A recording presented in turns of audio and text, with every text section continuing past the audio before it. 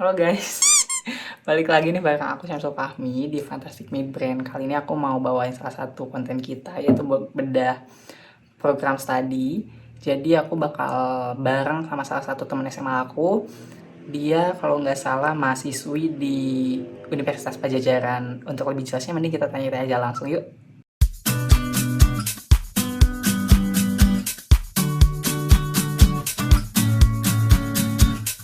Halo Re, apa kabar? Halo, halo Syamsul, Alhamdulillah baik. Gimana Syamsul juga kabarnya? Baik-baik, BTW, sorry nih ya ganggu waktunya. Iya, nggak apa-apa, tenang aja. Perkenalkan, nama aku Revita Nur Istiqomah Muslim, mahasiswa Fakultas Keperawatan Universitas Pajajaran, angkatan 2019. Berarti dari setelah lulus itu nggak ada gap sama sekali ya? Nggak ada, ya langsung alhamdulillahnya. Terus apa namanya tuh, boleh nggak dibahas sedikit tentang jurusannya, barangkali nih ada adik-adik kelas kita yang tertarik buat masuk. Ngomong-ngomong, jurusan apa tadi? Aku jurusan ilmu keperawatan, Fakultas Keperawatan. Oh, beda fakultas ya sama FK? Iya, beda. Awalnya tuh nyatu sama FK, terus nyatu jadi independen, jadi berdiri sendiri gitu. Sekarang udah jadi Fakultas Keperawatan Unpad. Itu jadi udah terpisah.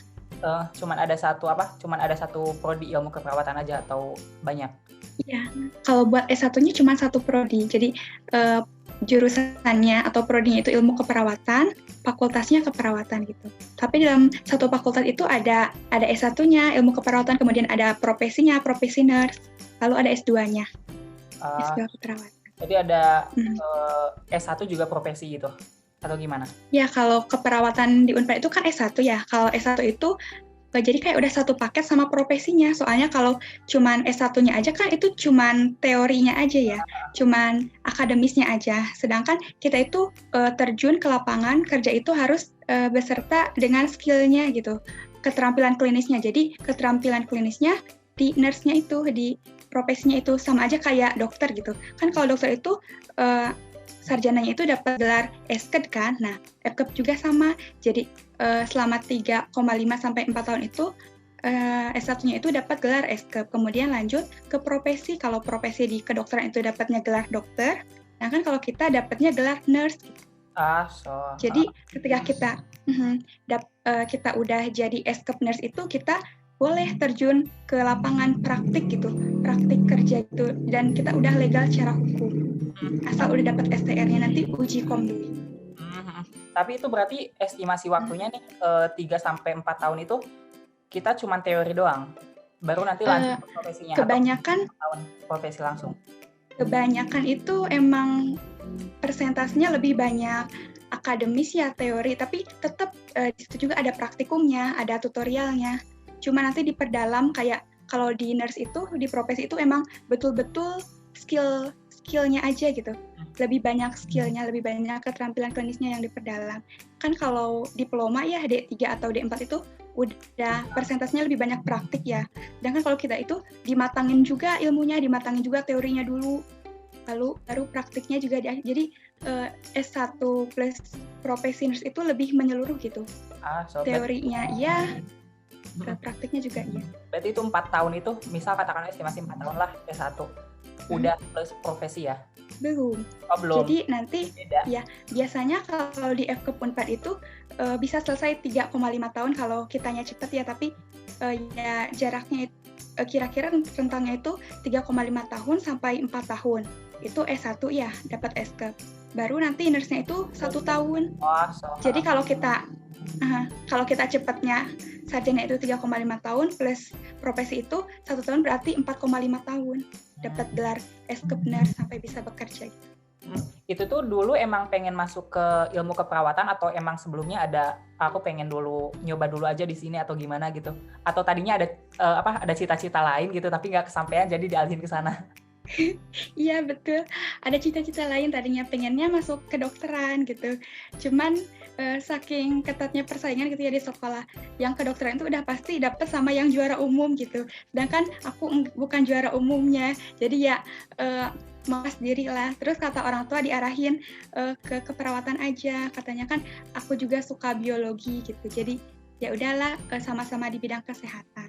Hmm, hmm. Terus pas udah masuk ya tetap suka gitu, bahkan bersyukur karena keperawatan itu belajarnya itu holistik gitu, betul-betul menyeluruh, nggak cuman aspek biologis atau fisiknya aja, tapi aspek psikologisnya juga, bio, psiko, sosio, spiritual, dan dalam kurikuler itu emang lengkap gitu.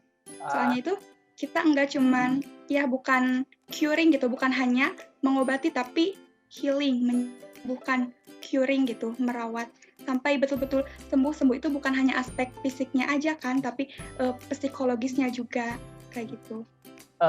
Terus sosialnya juga sampai dia bisa diterima di masyarakat kembali.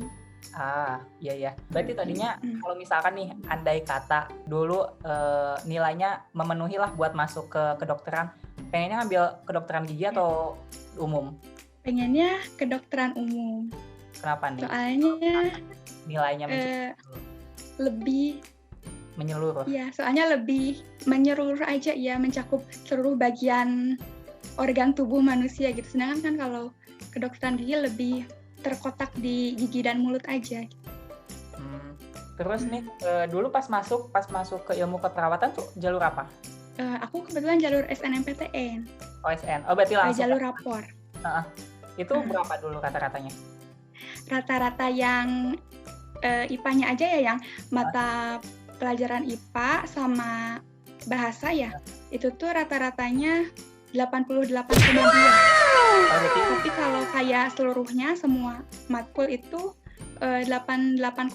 Tapi kata guru BK aku yang dipakai pertimbangan itu ya yang nilai IPA tadi, yang 88,2. Sama aku ngelampirin sertifikat juga.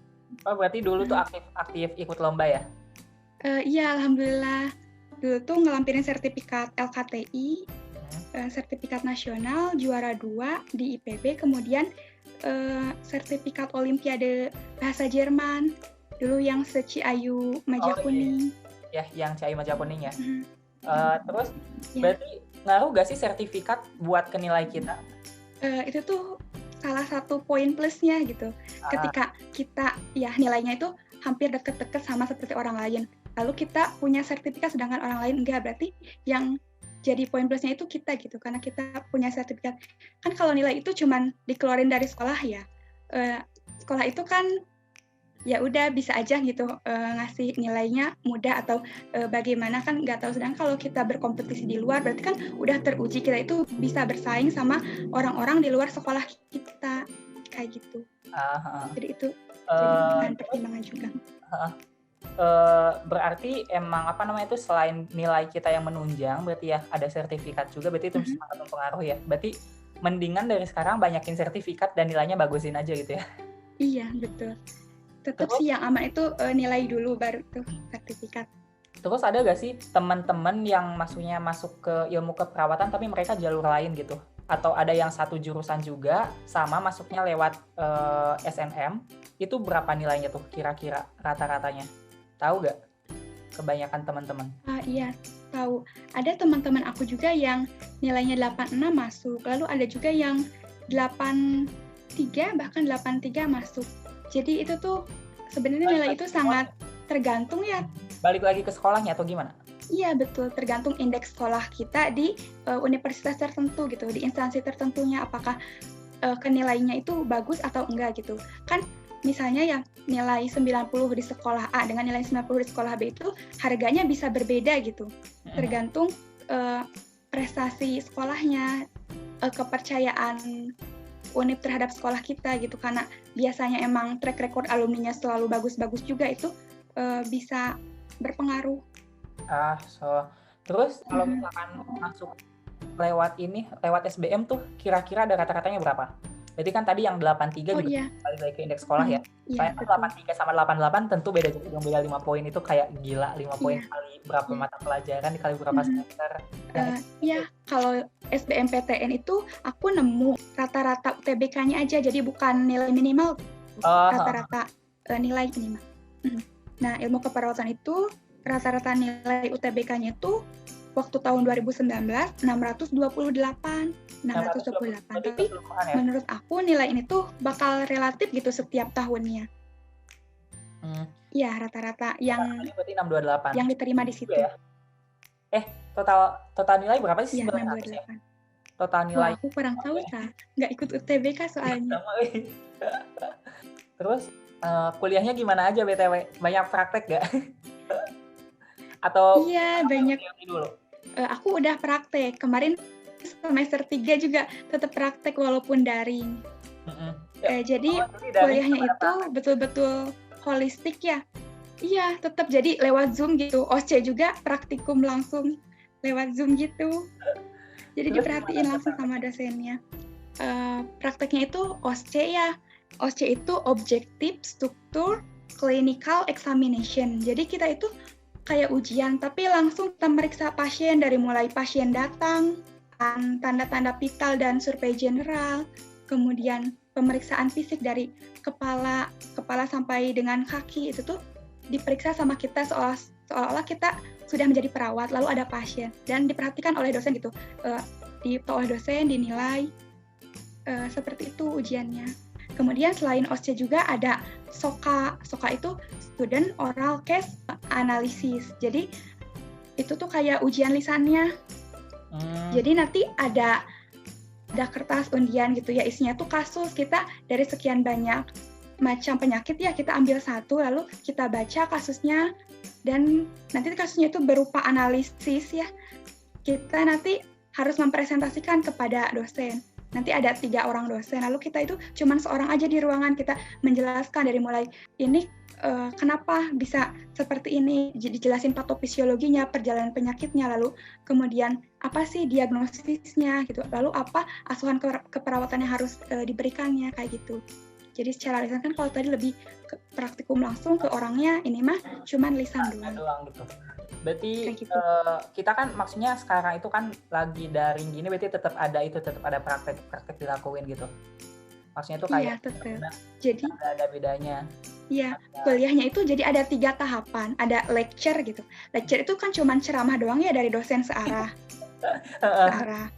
Kayak gitu. Lalu sudah itu ada tutorial. Tutorial itu jadi pendalaman di kelompok tutor kecil. Kita itu nanti bahasannya problem based learning. Jadi kita dikasih kasus, kemudian kita berdiskusi sama teman-teman kita, berdiskusi juga dengan dosen, saling mengemukakan pendapatnya. Tapi tentu gitu pendapat juga disertai dengan fakta, disertai dengan bukti empirisnya dari jurnal kayak gitu. Nah kalau Iya, sekarang kan itu betul. sekarang daring nih, maksudnya tuh kayak kamu kalau misalkan ini materi kan kalau dulu mah kita bisa ke perpus lah segala macam. Sekarang di mana ininya? Kebetulan ada perpustakaan online gitu, dibuka aksesnya. Lalu kadang juga dosen ngasih e-book. Iya. Ini deh kesulitan selama daring yang kamu alamin apa aja? Kesulitannya itu kemarin ya kan aku OSCE, tapi karena yang aku punya itu alat-alat kesehatannya kayak yang dasar-dasarnya aja tuh, kayak stetoskop, lalu termometer, tensimeter, yang kayak gitu yang semua anak keperawatan wajib punya. Sedangkan waktu pas OSCE itu kan pemeriksaan fisik head to toe ya dari kepala sampai kaki. Nah, ada alat yang cuma ada di laboratorium aja. Kita harusnya difasilitasi sama laboratorium, tapi karena daring jadi kan kita nggak terfasilitasi. Kayak garpu tala, nah itu nggak punya. Lalu otoskop juga buat meriksa gendang telinga tuh dalamnya itu nggak punya. Jadi kata dosen tuh nggak apa-apa, kalian tetap pakai alat peraga bohongan. Metodenya itu harus betul gitu, cara pegangnya harus betul, tapi dengan alat yang lain gitu, kayak gitu. Jadi kayak kurang gimana kesannya, padahal itu ujian udah serius. Kayak bener-bener kurang maksimal berarti ya? Iya, kemarin juga agak kesulitan cari pasien sih, soalnya kan pemeriksaan fisik head to toe itu pas meriksa bagian dada dan abdomen itu kan lebih etis laki-laki kan. Nah, di keluarga aku cuma ada ayah doang yang laki-laki itu. Jadi ayah itu sampai rela izin dulu bekerjanya demi ngebantuin aku buat jadi pasien. Gitu. Itu sehari berarti dia jadi pasien. Iya, sehari. Soalnya emang kata dosennya juga dianjurkan ke keluarga. Soalnya kan lagi pandemi gini kan, nggak boleh kalau di luar keluarga takutnya ada infeksi silang gitu. Nantinya malah ada ini baru gitu, kasus baru. Jadi ada transmisi virus corona gitu. Berarti dari prakteknya emang kurang maksimal ya selama daring ini. Tapi tugasnya gimana? Tugasnya Iya. makin numpuk kah atau tugasnya biasa aja? Tugasnya justru makin numpuk karena dosen itu gimana ya supaya mahasiswanya paham walaupun enggak secara langsung dalam pemantauan mereka, jadi mereka itu lebih banyak ngasih tugas mandiri ke kita supaya semakin paham gitu, pemahamannya semakin kuat walaupun daring katanya. Jadi lebih banyak tugasnya Ah, dibanding kalau kita offline. Kesibukan kamu sekarang apa aja nih? Kan nggak mungkin dong kamu maksudnya kayak kuliah-kuliah doang. Ya, aku kebetulan ikut organisasi ya, ikut organisasi di Paguyuban, IKMM Unpad, lalu kemarin juga sempat ikut organisasi di Rohiski A, Watul Ajam Ekop Unpad. Lalu kalau kepanitiaannya di luar itu, maksudnya di Paguyuban itu ikut Pajajaranwi, di Majalengkanya itu. Kemudian kalau di Epkepnya itu aku ikut TOC, This is Our Care Unpad. Jadi itu tuh kepanitiaan yang mengadakan suatu perlombaan gitu. Epkep itu ngadain suatu perlombaan medical complex gitu, senasional. Jadi semua universitas yang ada di Indonesia yang medis itu bisa ikut perlombaan itu, yang masuk medical complex itu bisa ikut perlombaan di TOC ini. This is Our Care. Menurut kamu ini gak sih apa namanya tuh untuk mahasiswa wajib gak sih dia ikut organisasi? Sebetulnya enggak sih, enggak ada kewajiban yang betul-betul mutlak gitu memaksa mereka buat ikut organisasi. Tapi tetap disarankan karena seudah kita jadi mahasiswa itu kan nanti bakal ya udah kalau udah lulus kita bakal langsung kan terjun ke masyarakat. Jadi sebagai bentuk pembiasaan aja supaya kita punya pengalaman. Kita nggak kaget gitu nanti pas terjun ke masyarakat. Terus Soalnya emang di organisasi itu kita bisa mendapatkan pelajaran yang nggak bisa kita dapatkan di kelas gitu. Iya. prospek kerja ilmu keperawatan gimana sih? Prospek kerjanya kita bisa jadi perawat di pelayanan fasilitas kesehatan seperti puskesmas, kemudian rumah sakit, bisa di klinik juga. Lalu kita juga bisa home care gitu, ke rumah-rumah tertentu. Kayak keluarga butuh perawat buat ngasuh bayinya, kita bisa bekerja di keluarga tersebut. Lalu bisa juga di perusahaan-perusahaan yang ada pelayanan kesehatannya kayak kesehatan dan keselamatan kerjanya, kan pasti ada aja ya butuh perusahaan-perusahaan besar. Kemudian bisa di pendidikan tentunya jadi dosen di perguruan tinggi keperawatan. Itu tuh syaratnya harus S2 dulu tapi gitu.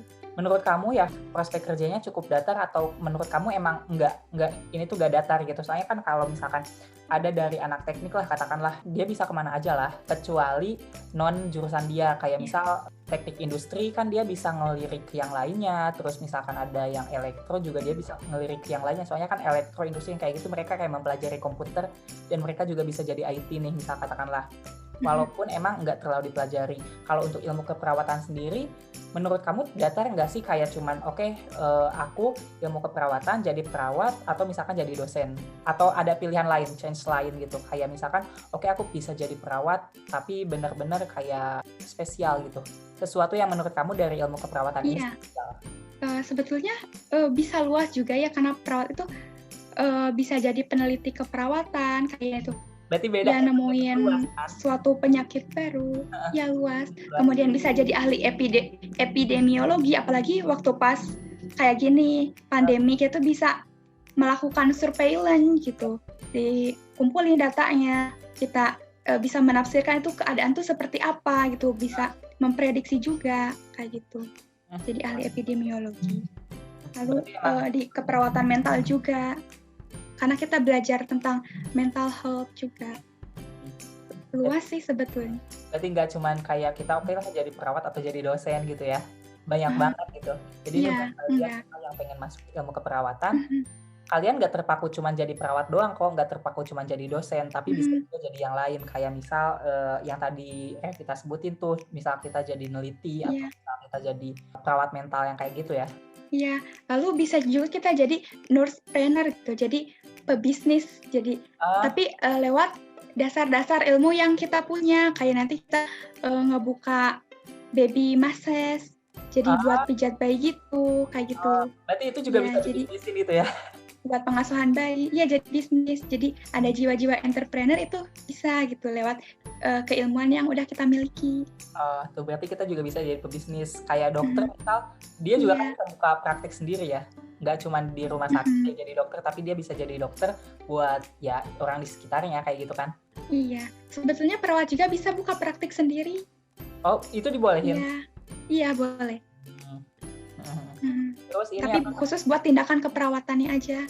Jadi oh, bukan tindakan medis, tapi khusus buat tindakan keperawatannya aja. terus ada gak sih apa namanya itu pesan dari kamu buat Syamaba nih? Misal buat pesan buat adik-adik kelas kita yang apa pengen masuk ke ilmu keperawatan, menurut kamu apa yang mesti dia persiapin gitu?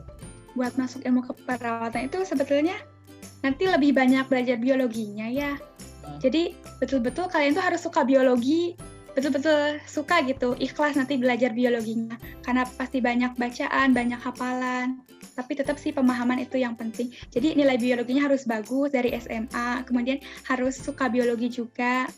Terus kitanya juga harus ekstrovert gitu, bukan.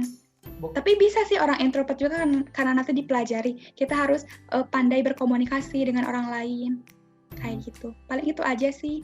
Biologinya yang paling penting. Iya, Yang tapi tetap sih matematika juga ada. Kita buat ngehitung tetesan infus juga pakai matematika. Ada Mhm, hitungannya. mhm. Mhm. Oh iya ya, yang tetesan infus itu aku kira nggak dihitung tahu. Dihitung, iya. Bahkan kayak gizi juga kayak gitu.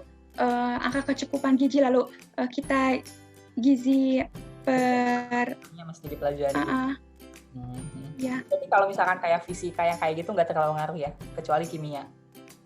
fisika juga ada loh. Kan Ada? kalibrasi alat-alat kesehatan itu Oh, berdasarkan ilmu oh iya ya? fisika. Iya. Alat-alat kesehatan itu tuh kayak iya itu semuanya kan konsep fisika alat-alat kesehatan yang ada di RS itu. Jadi Eee, harus mantap fisikanya. fisikanya juga Sebetulnya ngaruh ya. uh, Berarti semua sebetulnya semua ilmu itu penting sih. iya. Pokoknya mhm. Enggak, aku kira kan Tapi tetap biologi yang utama berarti ya? tapi biologi yang utama. Mhm. Ya pokoknya semangat terus buat adik-adik yang mau masuk PTN. Pokoknya kalian harus melakukan yang terbaik dan jadilah yang terbaik versi diri kalian sendiri. Karena kenapa kita harus melakukan yang terbaik?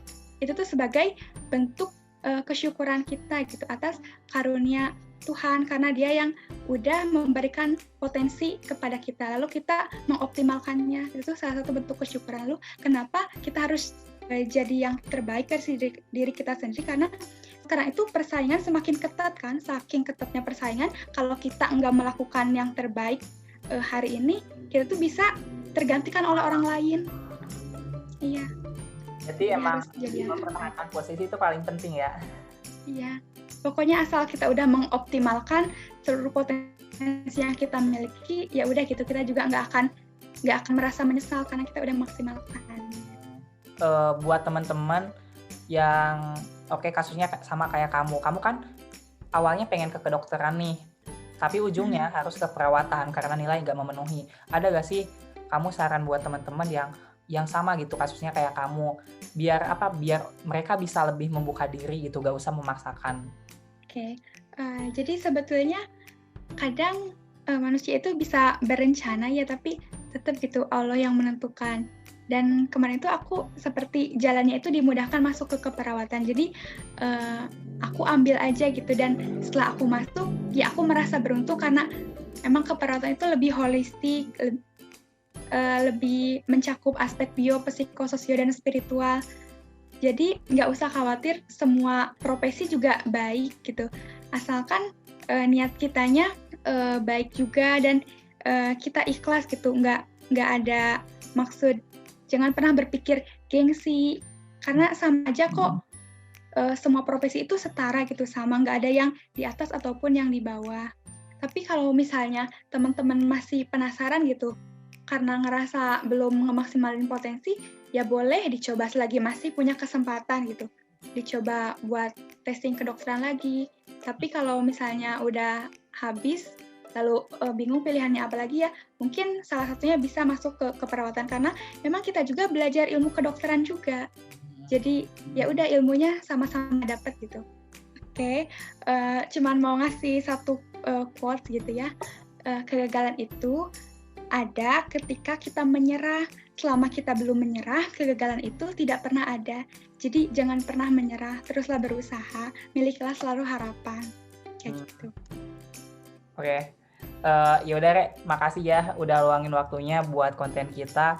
Ilmunya bermanfaat banget buat buat adik-adik kita, apalagi sekarang kan banyak banget yang nyari kayak kita gimana sih, kan orang-orang tuh sekarang lagi butuh informasi gitu, sedangkan orang-orang yang di chat kadang nggak balas gitu. Jadi daripada nggak ini, ya udah kita manfaatin aja.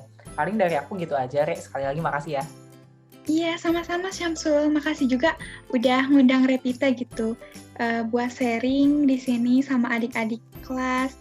Dan ya semoga aja ya sharing Revita ini bermanfaat buat adik-adik, apalagi yang mau masuk perguruan tinggi, khususnya Fakultas Keperawatan Unpad. Pokoknya nanti aku tunggu banget di FKUP Unpad. Siap. Oh iya, kamu ada IG gak? Biar nanti kalau misalkan ada yang nonton, biar di-follow gitu.